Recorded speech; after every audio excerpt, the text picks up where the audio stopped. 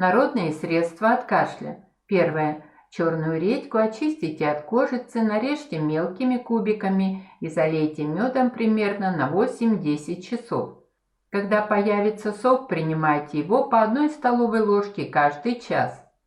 Второе. Можно редьку не чистить, а только помыть, срезать верхушку, выдолбить отверстие и залить медом. Это средство помогает избавиться от кашля как детям, так и взрослым. Третье. Попробуйте излечить кашель смесью лука и меда в пропорции 1:1. Это средство помогает не только при кашле простудного характера, но и при бронхите. Берегите себя и будьте здоровы. Благодарю вас за внимание. Пишите комментарии, ставьте оценки, подписывайтесь на канал.